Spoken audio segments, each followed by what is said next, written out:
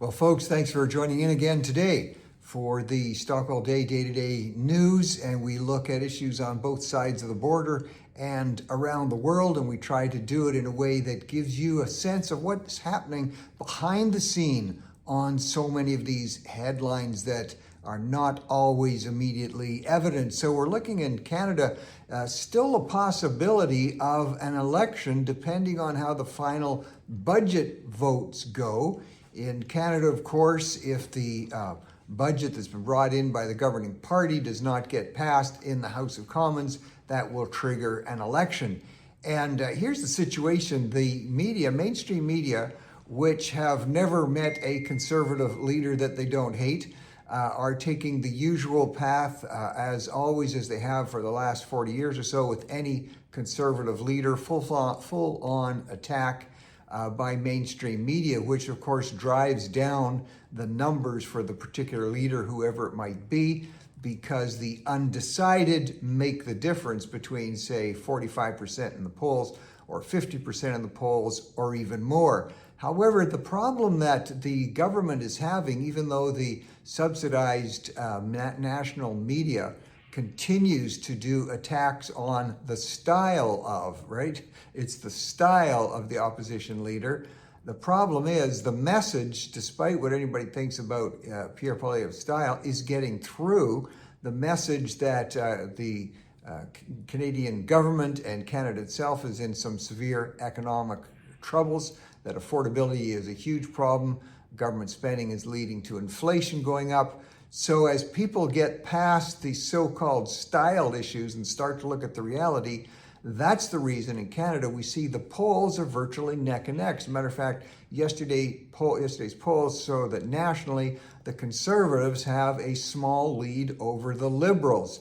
So the effect of the so-called style attack may be having some influence on how people perceive the leader, but the principles that the leader is articulating seems to be gaining resonance. The bottom line is we're looking at a tie here. Style is also something that mainstream or leftist media will use if they happen to like the leader who is on the left of the equation at the time.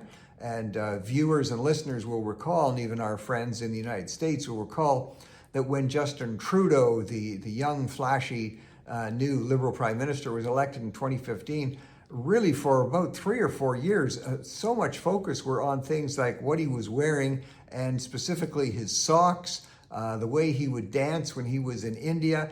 It was entirely stylistic from mainstream media.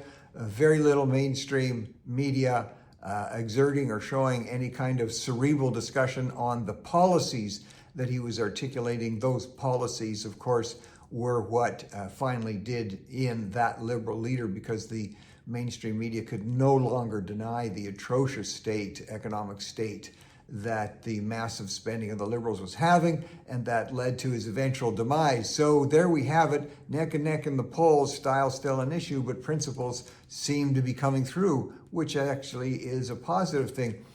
Canada's Foreign Minister Anand was recently in the Niagara area. Now, she deals with issues of trade. She also deals with issues related to foreign matters. And very interesting, because she was asked the question about the effect of, or what her thoughts were on the attacks by the U.S. on the so-called drug boats coming out of Venezuela. I think now latest, as of today, approximately somewhere between 17 and 19 of these drug boats carrying very addictive drugs and some pretty nasty people. About 17 of those boats have been evaporated to date. So the question of so-called international law comes up, and you can see again how media fans the flames of this. More and more countries saying they don't agree, they think this is against international law. And the U.S. approach, of course, is, well, these boats for years, if not decades, have brought the highest level of addictive, lethal poisons in the form of drugs in the United States, and has resulted in hundreds of thousands of deaths, hundreds of thousands of addictions, Venezuela being a key export point. And so the U.S. pretty clearly sending a message that if you're bringing these drugs in, your chance of getting vaporized are kind of high. And that's creating a lot of interest. So the Canadian minister, most of the Canadian ministers who are being asked, whether it's Minister of Foreign Affairs, whether it's the Minister of International Trade, these different ministers being asked the question, they're avoiding saying that the U.S. is somehow violating international law. Now, they do that. One of the reasons they do that, of course, we are in Canada tied at the hip, literally, to the U.S., and border issues are pretty big for Canada also. So Canada staying one step back of condemning the U.S.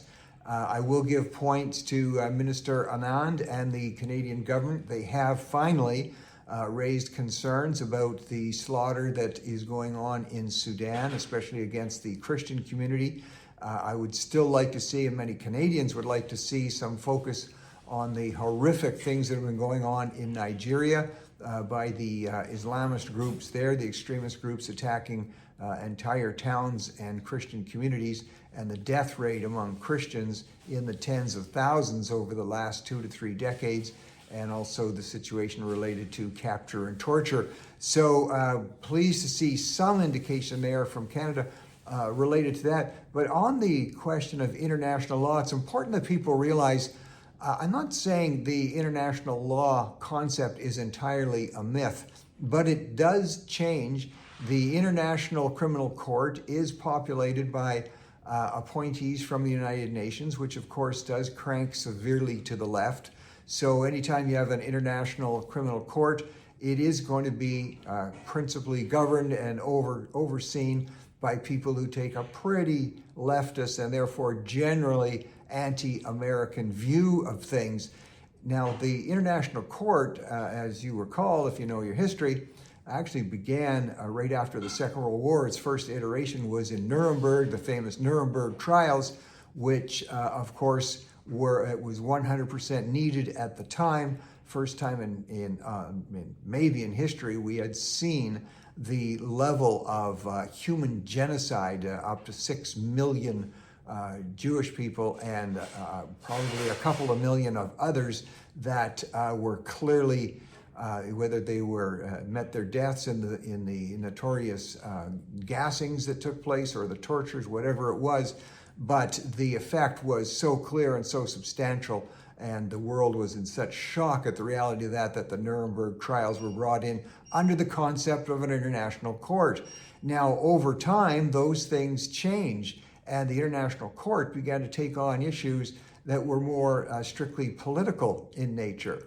And the things that used to motivate the International Court, not so much anymore. Take the October 7th, famous now infamous attacks from Gaza by Hamas into Israel. And what we saw was mass murder, mass torture, rape, the slaughter of children, even babies, and not even a notion from the International Court to be raising this as an issue. Matter of fact, the International Court has been trying to say, and it's now disproven, but was trying for a while to say that a genocide was happening in terms of Israel's response to Hamas. So the International Court, when you hear that, and you hear the International Court is saying this or that, it's really somewhat of a concept that changes almost from day to day, or from its judges changes considerably. Don't put too much overweight on that. Pleased to see that maybe Canada is starting to show some recognition in that regard.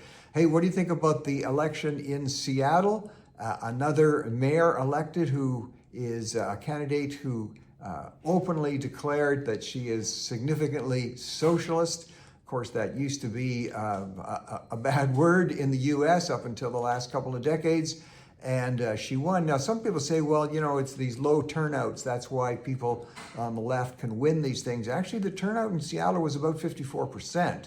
And she took on, this Katie Wilson took on the incumbent mayor, Bruce Harrell, and won. I have been maintaining for a while that what happened in New York, this is not some kind of flash in the pan. This is not some kind of a momentary thing that is just springing up, an aberration of sorts. I believe you're going to see this possibly continue.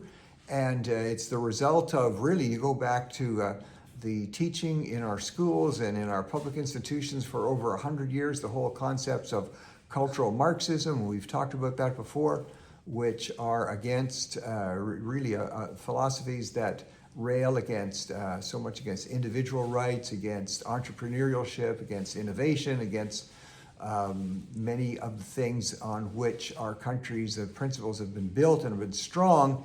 And I believe we are seeing the result of that, and also the result of constant 24/7 articulation by mainstream media, again, influenced by cultural Marxism. So don't look for this trend to disappear too soon. In the US, of course, in Canada, we say with a smile, we've been electing socialist mayors and socialist provincial governments for years, to our detriment, certainly economically and in other ways. But this is definitely a new sweep that's springing up in the US. Many of the jurisdictions that have mayors that are Democrat could be categorized in somewhat of a socialist philosophical approach to social and financial issues. And interesting to note, when you look at the area of homelessness, and extensive studies have been done on this in the top 13 states in the US with the highest levels of homelessness and street crime, those are primarily cities that are governed by Democrat mayors or in states of Democrat governors. There's no question that the policies, we're talking about the policies now, of the Democrat Party, the policies of the Liberal Party in Canada will tend to lead to this kind of social development. John Fetterman, as you may recall, representative in the United States, an elected representative, and he has been for really decades a darling of the left, and being a Democrat himself, a constant appearance on MSNBC and on other mainstream media outlets all through the years. But over the last 2 to 3 years, he's taken a very different approach. He's taken an approach of voting with and siding with Republican policies if they seem to make sense, and if they are an answer to the socialist policies of the Democrat Party. Now, he's come out so much on these issues that MSNBC actually does not want him on their show anymore. He's complaining about that. He raised that as an issue. So just one of many signs and indication that mainstream media will pick and choose.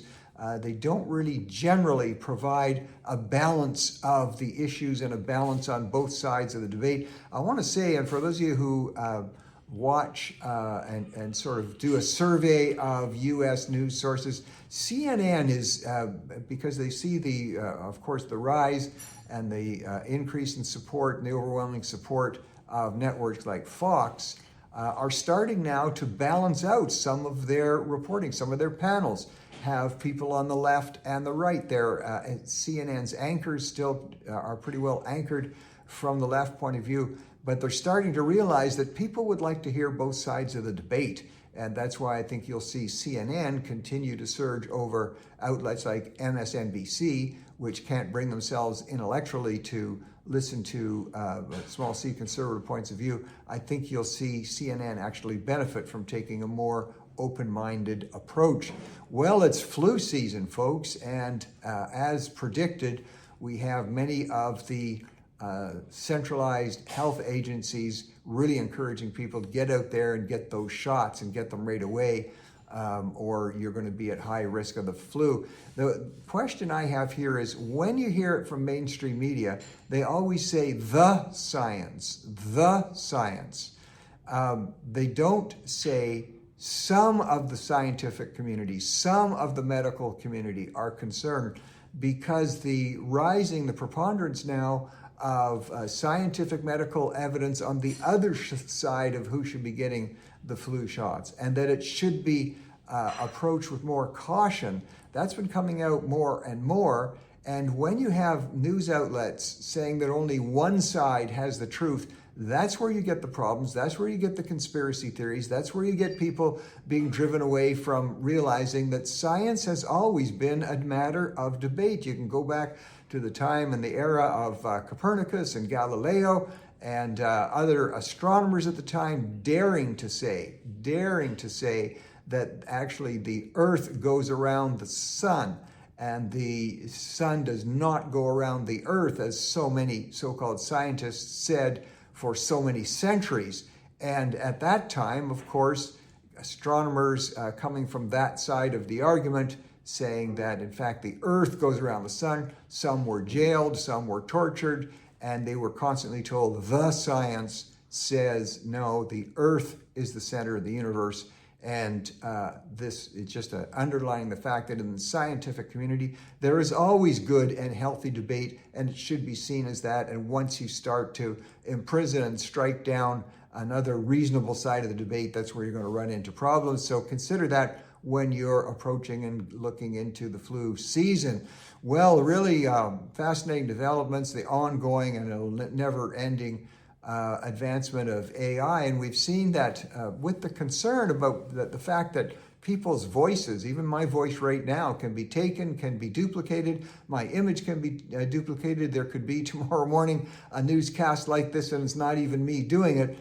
So there are looking at, especially through Hollywood and through the entertainment industry, looking at ways to, how do you get around this? How do you protect yourself as an individual? So a couple of key actors, this has been going on for a while, but these are well-known individuals, Matt McConaughey, Michael Caine, have actually taken to licensing their voices. Their voices are now licensed. Now, let's be clear, Matt McConaughey has some financial interest in this also because he's invested in the AI firm known as 11 Labs. But all that aside, if you can license your voice, which you can, you may be able at least then to retaliate in a financial way by suing those, either companies or individuals, who would manufacture your voice on AI and pretend it to be you when it's not you. So some interesting development. If you can license your voice, you can certainly license your image, and I think we're going to be seeing more of that just so that we as individuals can protect ourselves.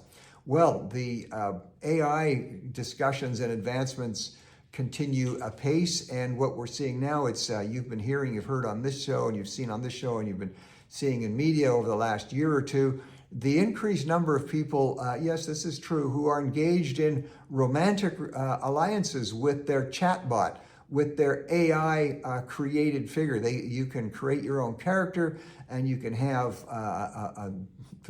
all kinds of interesting relationships with that. It's come so much so it's now showing up and cropping up in divorce courts, believe it or not, becoming more prevalent, where one partner is suing the other for divorce because they've become alienated, and they've become involved in an inappropriate relationship with, yes, you guessed it, with their chatbot.